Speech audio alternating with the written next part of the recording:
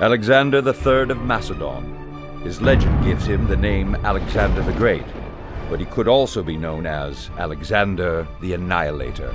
Anyone that gets in his way will be crushed. He will annihilate them. Alexander considered himself a god. His admirers thought him a military genius. His enemies called him the devil. In the East, he's a villain.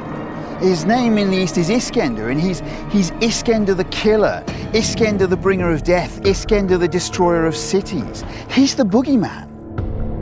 Investigators will put Alexander's life under a microscope with a range of scientific tests. They'll show how he used the weapons of mass destruction of his day to defeat his enemies. And a psychiatrist will analyze the character of Alexander to uncover what drove him in his quest for world domination and what led him to the massacre of thousands. All to reveal how he stacks up against other ancients behaving badly.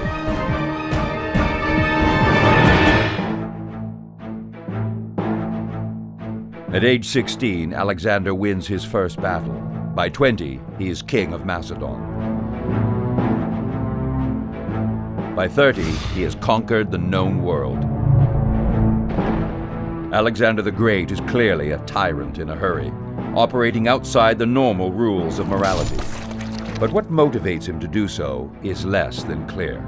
I'll be looking to see whether Alexander was a military genius, whether he was pathologically self-obsessed, or merely a psychopathic killer.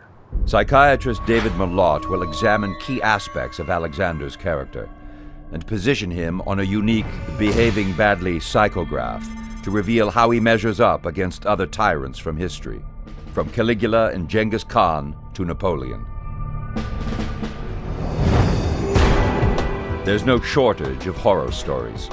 He not only destroys cities and slaughters soldiers, he also massacres innocent women and children. If you were on the wrong side of Alexander, it would be one of the most damaging experiences you ever had. He leads his army on a forced march across a desert, and 25,000 die. He kills his close friend in a drunken rage. He crucifies 2,000 men who dare to stand against him, and he may have assisted in the murder of his own father.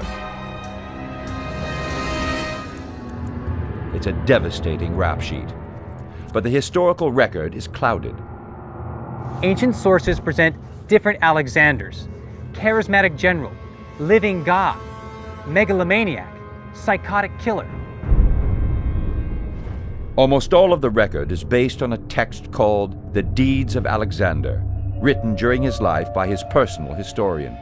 This first-hand account has now been lost, but it was available to ancient historians who used it as a source, and each put their own slant on Alexander's character. Plutarch presents Alexander as a charismatic leader bringing civilization to the barbarians. Curtius presents a darker tale of a young, idealistic conqueror that becomes a delusional dictator. The point is, it's difficult to understand who Alexander was because they're writing 400 years after the fact. The hunt for the real Alexander begins in his childhood. He's born in 356 BC in the city of Pella in Macedon, straddling parts of what is now Greece, Macedonia, and Bulgaria.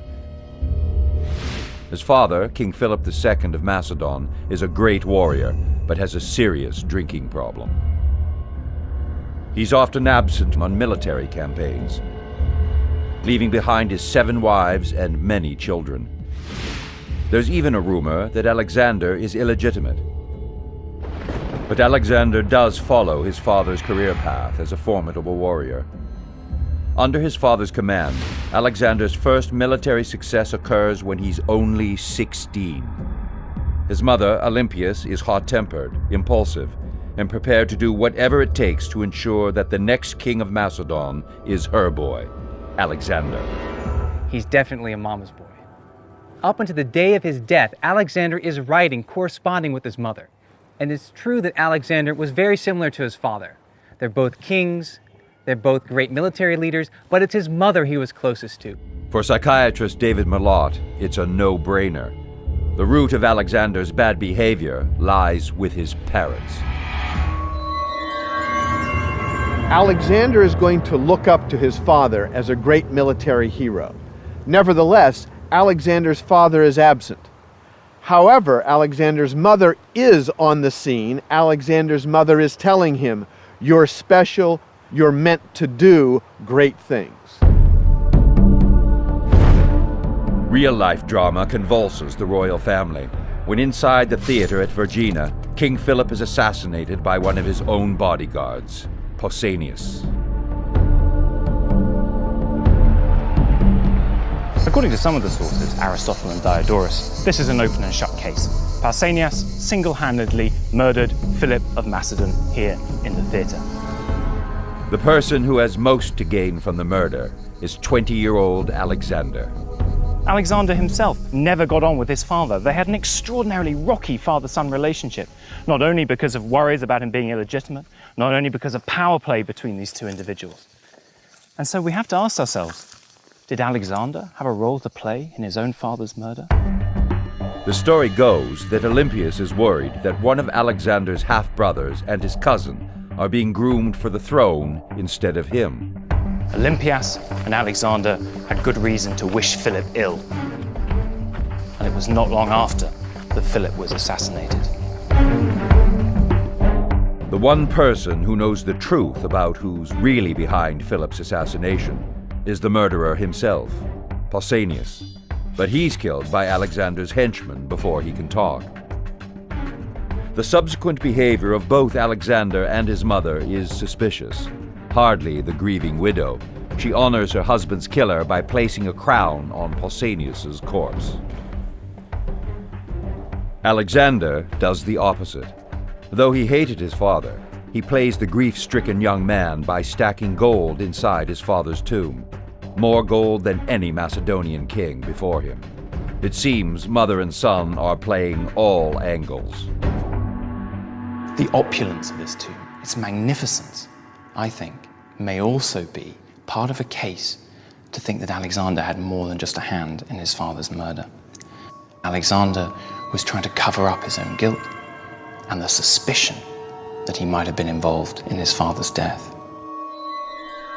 But Alexander is not convinced that he's in line for the throne. Soon murder was again in the air, his half-brother dead, and Olympias, Alexander's mother, took care of Philip's last bride and their male child. Alexander had the throne of Macedon all to himself. Almost immediately, the 20-year-old rookie king is put to the test. The city of Thebes rebels against Alexander and Macedonian rule. They consider Macedon an inferior nation of northern barbarians. Alexander marches on the city, which is protected by walls up to 8 feet thick. No one had ever broken through these massive defenses. Greek sieges in the 4th century BC essentially consisted of armies throwing stones at each other, using increasingly more sophisticated launching platforms. Got it? Thebes had catapults shooting stone balls. But Alexander escalates by using a relatively new invention, the ballista, a kind of bunker-busting siege engine replicated here by ancient weapons experts. You have arms in the configuration or shape of a crossbow, except that instead of one flexion spring, you have 2 stiff arms that do not bend, and they're suspended in a cord bundle, which is pre-tensioned, and then it's twisted. And that stores a lot of energy. They set the tension and angle to fire a projectile at the van 300 feet away, the minimum distance that would put Alexander's army out of range of Thebes' catapults.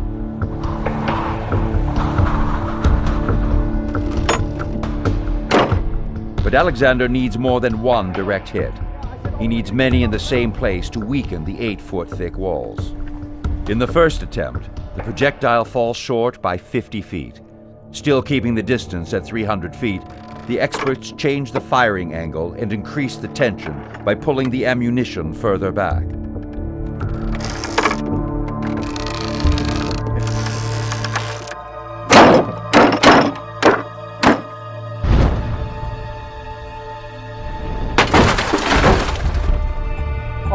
A direct hit.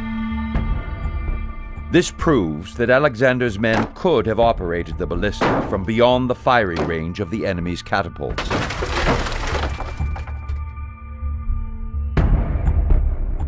Got some good shots off. We got a couple of solid hits in here. I think this was certainly our best shot here, and it really demonstrates the destructive power of this, and that we bent the entire side of the van. This could do a tremendous amount of damage. Alexander's weapon makes it possible for him to smash through the walls of Thebes, ending forever the protection cities had behind thick stone walls. From this point onwards, there was nowhere to run. There was nowhere that was safe from Alexander's army. More than 6,000 people in Thebes are slaughtered. A once great city is brought down by a young man just out of his teens. Don't be fooled by the heroic image. Behind the boyish good looks, Alexander's basically Saddam Hussein. One minute he's your best mate, the next minute he's cutting your head off. So when the city of Thebes rebels, he doesn't just punish it, he destroys it. He's basically saying to all the other Greek cities out there, cross me at your peril. And you know what? It works. In Thebes, 30,000 survivors, including women and children, are sold into slavery. Alexander has terrified the rest of Greece into submission. They'll never rebel against Alexander again. Now, he's ready to terrify the known world. Alexander the Great, at just 20 years of age, has crushed the rebel city of Thebes. Now he plans a military campaign not even his father ever achieved. He's about to take on the mighty Persian Empire. The beachhead for Alexander's great invasion is the city of Troy, scene of legendary battles between Greeks and Trojans. For Alexander, it's a pilgrimage. He's been raised on stories of fabled Greek warriors, and most of all, the superhero, Achilles.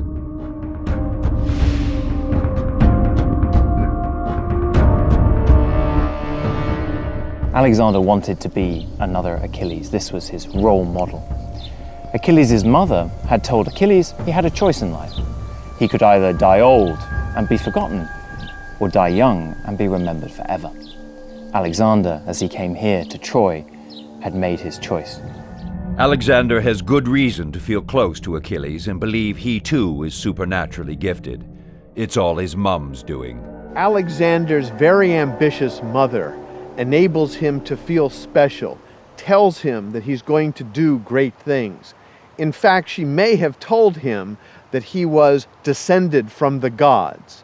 This is reinforced by his tutors, who give him the nickname Achilles, the greatest Greek warrior of all. Now that he's paid his dues to his hero, Alexander heads for Persia, long-standing enemies of the ancient Greeks. Here, on the banks of the river Granicus, he confronts the forces of King Darius III. With Philip out of the way, Alexander inherits the conquest of Persia. And he justifies this as a punishment for the Persians desecrating the Greek temples during the Persian War. It's a crusade, if you like, a war of vengeance against an ancient act of terror perpetrated more than a century ago. And of course, it's just an excuse. Alexander storms into Turkey and encounters a Persian army sent to stop him here on the banks of the river Granicus.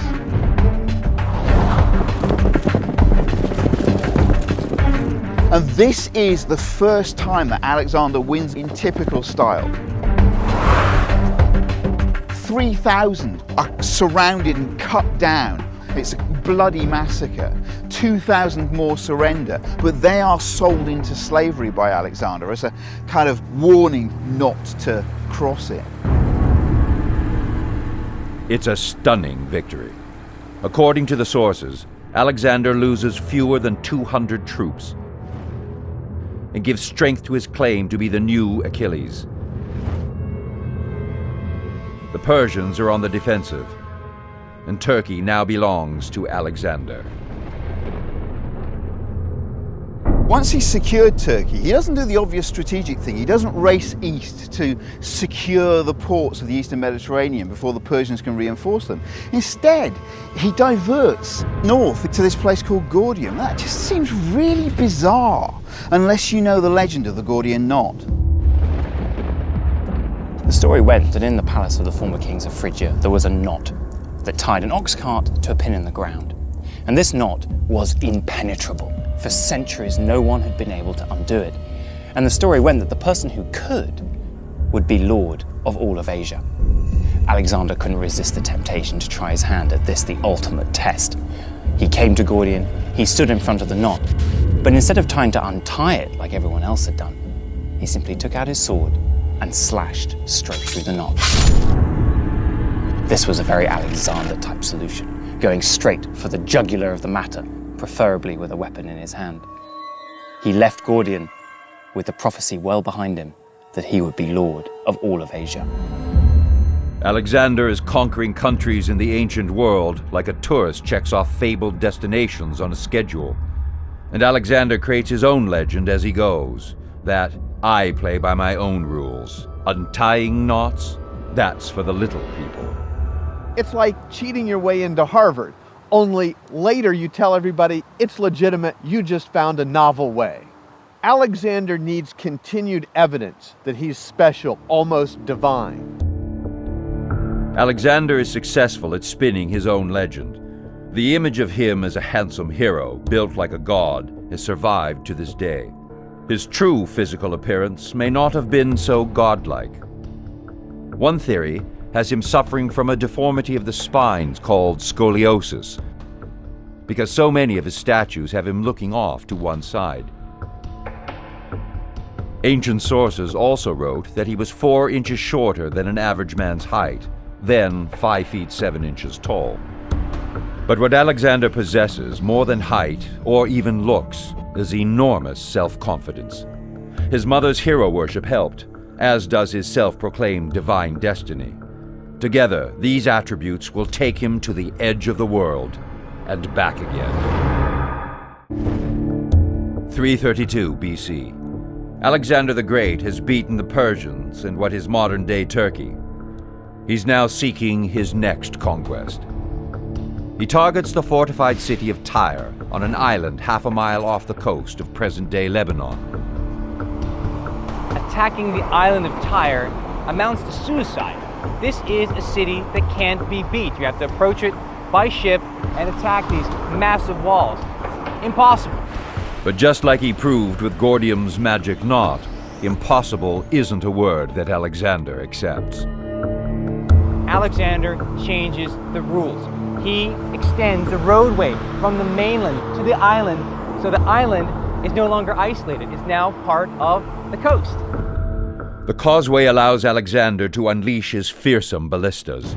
They pound the city into submission, and the aftermath is horrific. Alexander loots the city, slaughters 8,000 citizens, and crucifies 2,000 enemy soldiers on this very beach. Alexander's brutality, raping women and killing all the prisoners, sends shockwaves through all of Asia. And that psychological shock and fear prompts many cities to immediately open up their gates and submit to Alexander rather than face defeat and slaughter. The message is clear: do not mess with Alexander. For Alexander, Tyre is further confirmation of his godlike destiny. Asia now belongs to him, just like the prophecy said. Alexander continues to believe he's special. Whenever anybody resists him, he takes it as a personal affront. He not only defeats them, he massacres them. This also serves as an example to the rest of the world. After 3 years of fighting, Alexander's empire covers 250,000 square miles, 5 times the size of modern-day Greece. And he's just 23 years old. Next on his hit list, Egypt. Ruled by Persia, Egyptians welcome Alexander as a liberator. Freed from Persian control, they crown him pharaoh. For Alexander, Egypt holds a special attraction.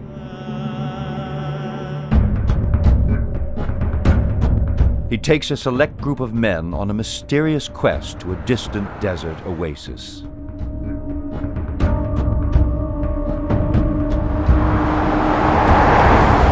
If Alexander and his men run out of water, they're finished. It's a 1,000-kilometer round trip through the middle of the desert.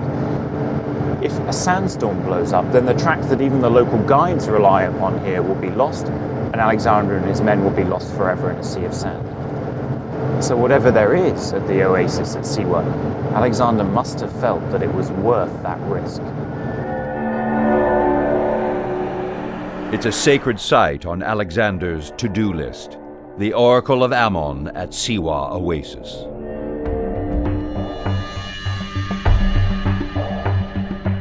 As for any desert traveler, it must have been a most uplifting and magical moment for Alexander to have the endless yellow sands of the desert replaced by the blue water and the green of the palm trees of the oasis. Alexander's not here for sightseeing. He's here for answers. The oracle is a place where the ancients consult their gods via the resident priest. First, Alexander decides to kill any rumors that he might have been involved in his father's murder. He asks the priest whether the guilty have been punished. The priest says, yes, they have. Case closed. If we think back to Alexander's own possible involvement in his father's murder, and the need to constantly rid himself of that accusation in the public eye, then his journey all the way here to Siwa to ask about this question starts to make a lot more sense.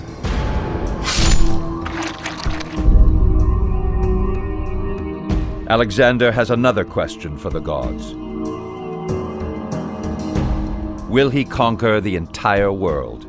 He gets his answer in garbled Greek. The priest is said to have come out and tried to say to him in Greek, "O Paidion, O dear son." But his Greek wasn't very good, and so instead he came out with, "O Paidios, son of a god." Alexander left Siwa not just a man, but believing that he was a god himself. Alexander hears what he wants to hear and believes what he wants to believe. His ego knows no limits. The incident in the temple must have been music to his ears. It fed his narcissism, that grandiose sense of self-importance. Alexander has a need to be special and unique. He's already done great things, but he wants to amplify this view of being unique to the world around him. Now Alexander is convinced he's a god. The oracle just said so. It's time to try out his new powers on the old enemy. In the same year as Alexander had gone to the oracle at Siwa, he comes face to face once again with the Persian king Darius in battle at a place called Gaugamela. The word is that King Darius has gathered an army of 250,000 men, 5 times as many as Alexander has. But Alexander is not fazed. He relishes the opportunity to do battle with his enemy for the kingship of Asia and to settle the question once and for all. In October 331 BC, the showdown between Alexander and the Persians occurs at Gaugamela, today's northern Iraq. The story goes that although outnumbered 5-1, Alexander maneuvers his small force with uncanny skill, and he personally leads his crack cavalry to punch a hole through the enemy lines at the critical moment. In addition to a keen mind for military tactics, Alexander succeeds by combining his cavalry skill with infantry armed with a simple piece of weaponry. His Macedonian infantry is armed with the sarissa, a razor-sharp spear 18 feet long. His men face the enemy using a phalanx formation. A team will test the success of the sarissa in the phalanx formation. In such a grouping, the long spears carried by every man, even the guys 4 rows back, become effective weapons. This has a distinct advantage over the style of leaving the fighting to the men in the front rank, 1 row at a time. Now this is actually quite a fair contest because the only one who would be engaging them would be the front man. Whereas they've got whole rows of guys with their spears near me. All my buddies have got spears like this. But I have to get past each one at a time. But you can see I'm against, like, it's like a hedgehog, really. Such a tactic gives Alexander a way to even out the odds for his greatly outnumbered army. The experts also want to test a controversial theory that the tight formation of sarissas could deflect arrow fire. Hay bales representing the Macedonian soldiers are arranged behind the protection of a forest of sarissas. But will it actually work? It does seem that the arrows are being deflected. You hear that rattle when it hits a sarissa. Only a close inspection will tell for sure. This is one dead Macedonian right here. Some arrows were deflected, but 80% got through. The theory of Alexander's impenetrable spear wall does not stand up to scrutiny. But Alexander's military genius is real enough. The Macedonian army was without a doubt the best of its time. Nothing else comes close. With Alexander at its head, it never lost a battle. Military academies still study his tactics today. The Pentagon even released a monograph with an entire chapter devoted to the tactics of Alexander. After the Battle of Gaugamela, Persian resistance collapses. Alexander is the uncontested ruler of Persia. Alexander is without doubt the most powerful man in the world, but the power has gone to his head. Ultimately, he'll pay the price for his arrogance. Alexander the Great, having been constantly on campaign for 5 years, rules the most extensive empire the world has ever seen. He is only 25 years old. Having crushed the Persians, he enters Babylon in triumph. The city ran out to greet him. Priests and officials went to meet him. His way was strewn with flowers. They offered him gifts. They delivered the city, the citadel, and the treasury into his hands. And soon enough, the Babylonians would also crown Alexander king of the universe.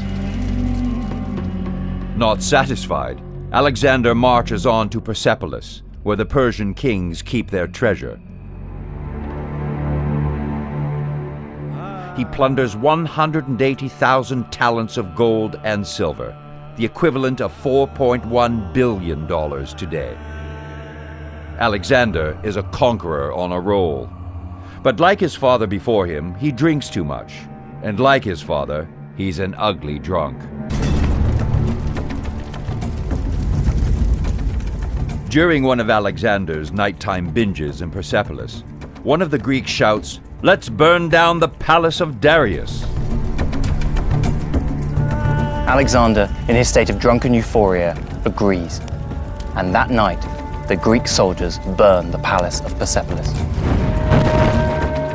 Alexander himself throws the first torch, and then watches as one of the most beautiful buildings of the ancient world goes up in smoke. Alexander had to give his men something to celebrate their victory. And after all, this was a campaign of vengeance against the Persians. But in the cold light of day, as the ashes settled on Persepolis, perhaps Alexander started to regret his slightly euphoric decision.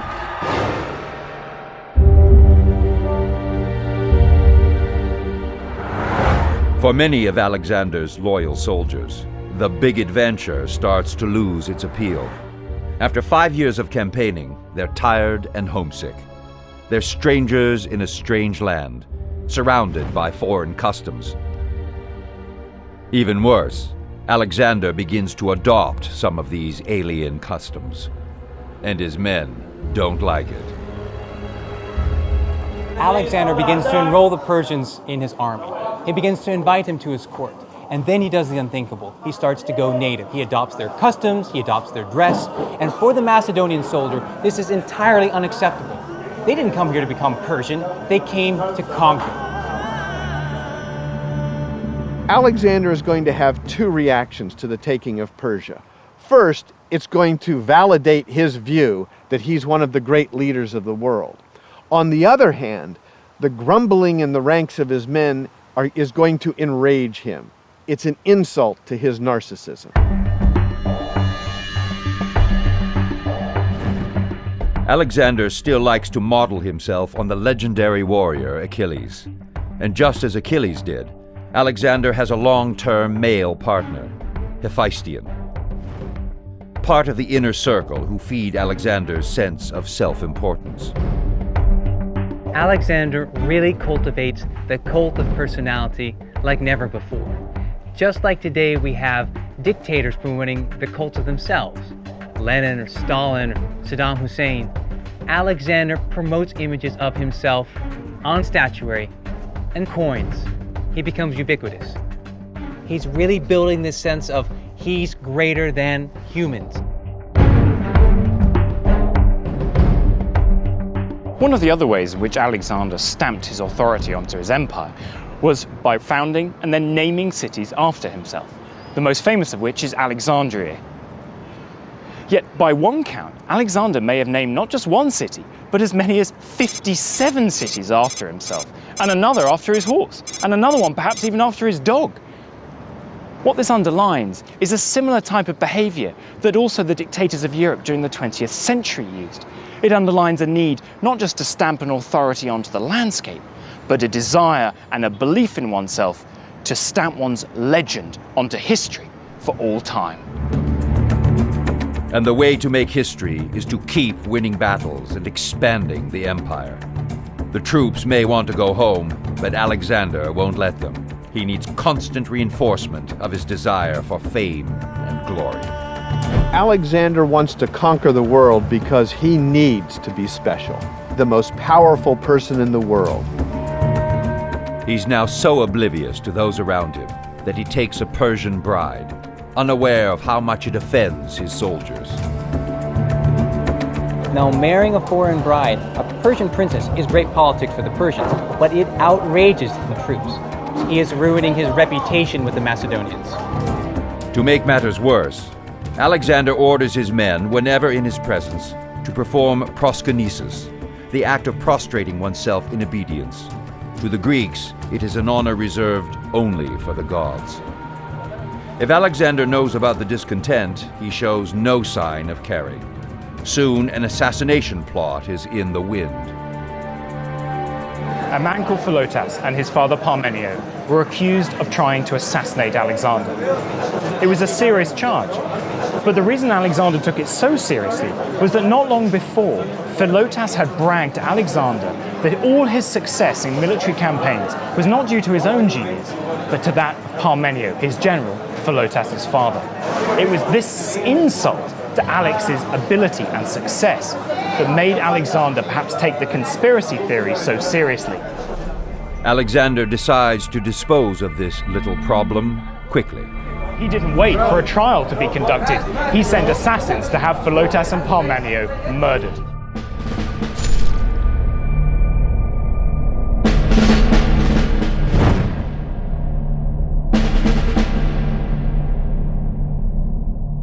Parmenion has been Alexander's loyal lieutenant for many years. Alexander's ability to coldly murder him shows Alexander's underlying psychopathic behavior. But it's just the beginning. Other assassins are lurking in the wings. Just 2 years later, the same thing happened. A friend of Alexander overstepped the mark, was soon accused of trying to kill Alexander, and instead found himself dead. Alexander grows increasingly more paranoid. The Great One is starting to lose it.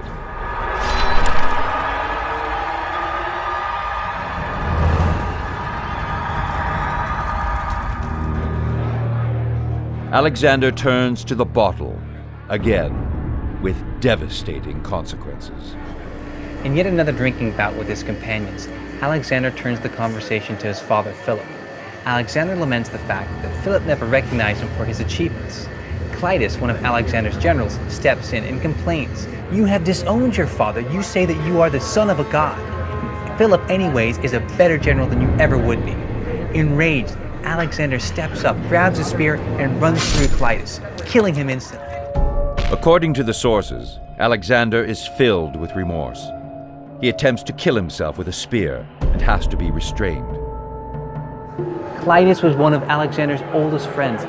Contemplating suicide and withdrawing to his tent for 3 days could have just been a clever dramatization, something to satisfy the troops. But this seems to be something that's felt. There's regret. This is a crime of passion and exasperation brought about by intoxication. Now the assassination plots come fast and furiously. Alexander's world is unraveling, and his grip on power is slipping through his hands.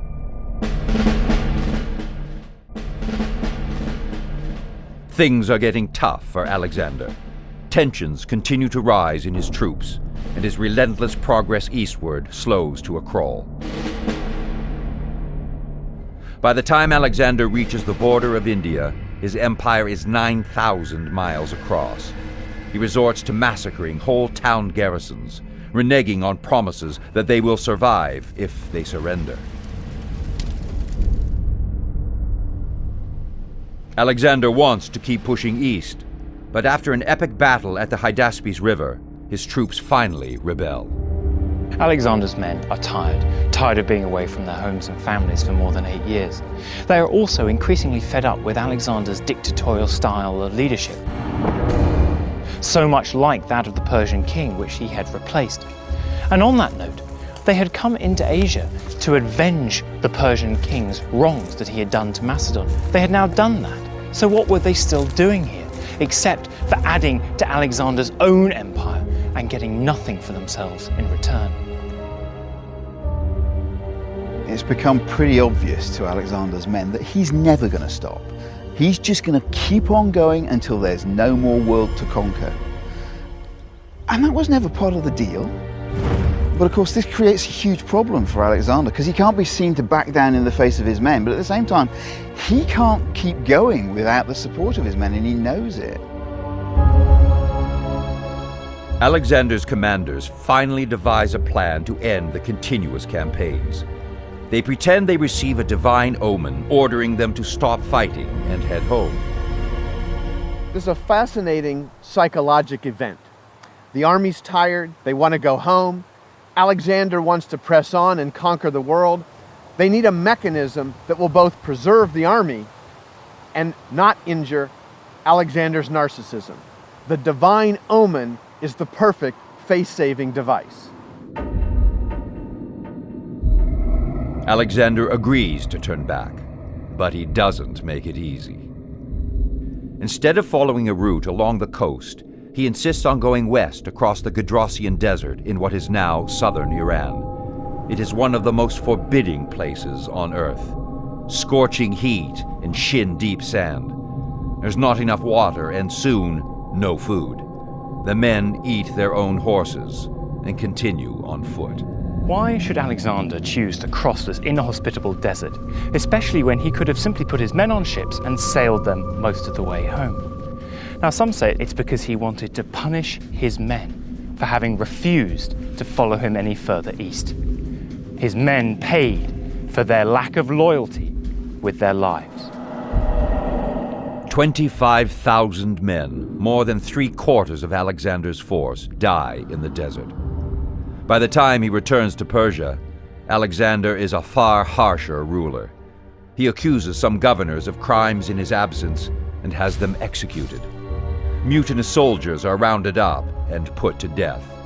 And when his closest friend, Hephaestion, dies of a fever in 324 BC, Alexander lashes out in all directions, blaming the innocent for his friend's death.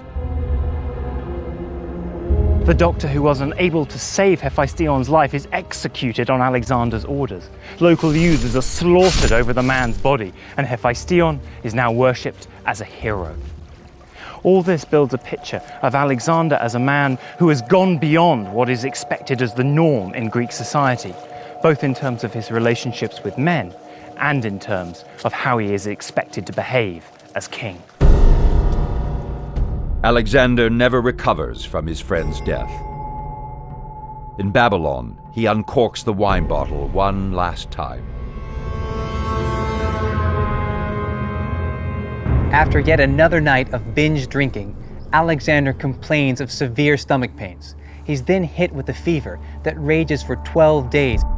It is only 8 months since Alexander's closest friend died, with almost identical symptoms. According to historian Arrian, Alexander slowly loses the use of his legs and is confined to bed. He then loses the use of his arms and the ability to speak. Symptoms which point to what doctors call ascending paralysis. Just a few days short of his 33rd birthday, in 323 BC, the greatest conqueror the world has ever known dies. Emergency room physician Rahim Vallani has narrowed down the cause of Alexander's death. The most obvious candidate for the fatal illness is malaria. We know that malaria was endemic at that time, and we know that Alexander traveled to many different countries and many different regions. So he could have contracted malaria at any point in any one of these regions that were endemic to malaria. In this particular instance, malaria I don't think is the culprit that caused Alexander's death. Despite what seemed like symptoms of malaria, Dr. Vallani now believes there's a more likely explanation. What I would conclude is Alexander died from typhoid fever, given his symptoms that fit classically with this presentation. Somebody may not have washed their hands properly, or may have got contaminated in the food or the water, and he may have picked it up from that place. In this particular situation, typhoid fever is associated with an ascending paralysis.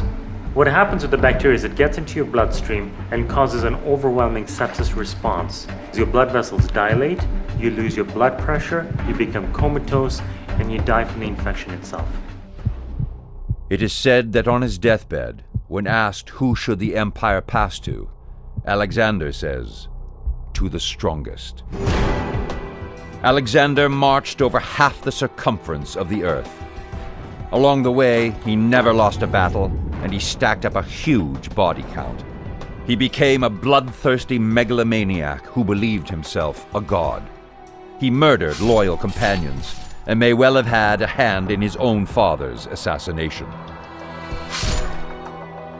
So where does such behavior put him on a psychological scale of tyrants? Was he a psychopathic, thrill-seeking killer like Caligula, or a cold, goal-driven killer like Genghis Khan? Alexander has a pattern of excessive and needless cruelty without remorse, so he has some features of a psychopathic killer. However, he's not all about bloodlust. Much of the violence is very goal-directed. That makes Alexander a little of both, goal-directed with a touch of the psychopath. And there's another key factor, his narcissism. Alexander scores very highly on a narcissism scale. His need to be special, his need for the world to know that he's special, his need to be connected to the gods, all show that he's a narcissist. So who in history shares similar character traits with Alexander? Alexander reminds me of Napoleon, the military commander. They both pursue their own aims. They both want to conquer the world. They both can't get enough glory. And they both believe they are right. Driven by obsessive self-belief, Alexander built the greatest empire the world had ever seen.